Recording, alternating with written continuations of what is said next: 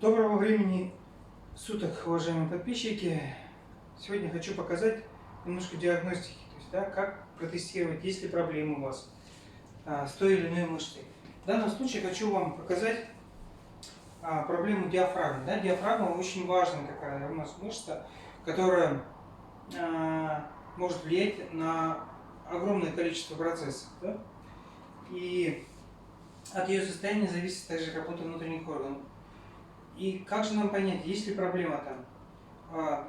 Дело в том, что за состояние грудобрюшной диафрагмы, можно сказать, отвечает подвздошно-поясничная мышца, потому что когда диафрагма там крепится к позвоночнику, она вот так вот огибает подвздошно-поясничную мышцу.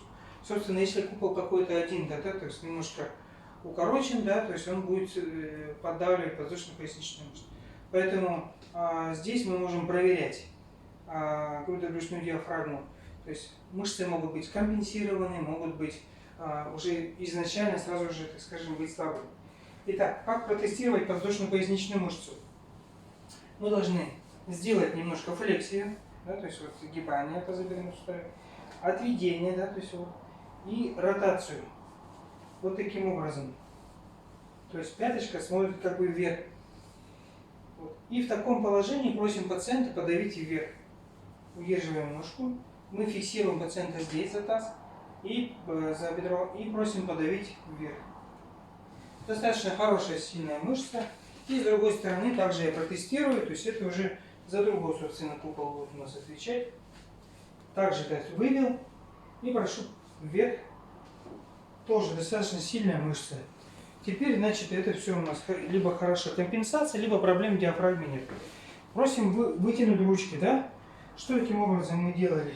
Мы натянули, то есть, да, ножки подвздошно-поясничной мышцы, ножки диафрагмы. И опять же, да, прошу подавить вверх. Ага, здесь вроде неплохо. И таким образом здесь подавить вверх. Вот. И здесь у нас пошла слабость. Значит, какой-то купол таки не дорабатывает. То есть я хочу понять, какой, да, то есть еще раз, да, протестируем, так, давите вверх, так, здесь слабость, я толкну вот с этой стороны, да, то есть давите вверх, хороший тонус, здесь раздражаю, давите вверх, здесь осталась слабость, еще раз, да, то есть вот раздражаю здесь, давите, очень хороший тонус все-таки. Вот этот купол диафрагмы мне нужно лечить. Таким образом мы можем понять, да, то есть вот, что есть проблемы в диафрагме. Единственное, да, то есть этот купол, да, то есть из-за чего, надо немножко подумать, из-за чего может быть здесь проблема. Я хочу проверить, да, то есть есть здесь у нас проблема, к примеру, из-за шеи. Ну, я возьму, например, захочу брать не ногу, а, к примеру, я возьму руку, да, то есть вот. Чтобы мне удобнее было тестировать. Давите, пожалуйста, туда. Хороший тонус. Пощипать, давите вверх.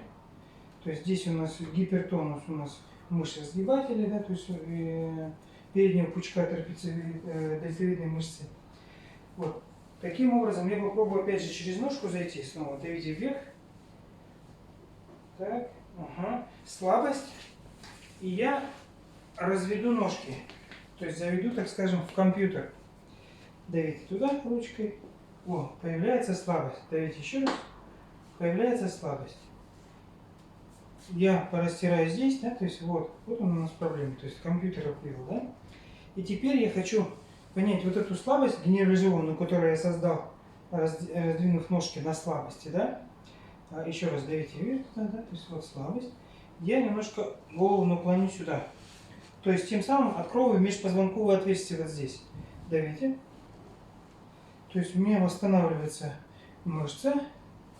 Но если я пораздражаю здесь, давите, да, то есть у нас опять появляется слабость. Таким образом, на вот этот купол диафрагмы влияет шея. Как, да, спросите вы меня? Дело в том, что диафрагму иннервирует, да, то есть диафрагмальный нерв в том числе, да, вот. И диафрагмальный нерв как раз таки с этой стороны, он у нас парный, видимо, нестабильностью шеи может поддавливаться, компримироваться, и, собственно, этот купол диафрагмы не дорабатывает. То есть вот таким образом. То есть шею нужно лечить обязательно, да? Шею мы можем полечить через заднюю цепь, да, то есть это уже в следующем видео. На сегодня просто хотел показать диафрагму. Но в следующем видео я вам покажу, как понять, есть ли у нас, да, то есть там синдром шейной артерии, то есть поддавливание шейной артерии. Вот.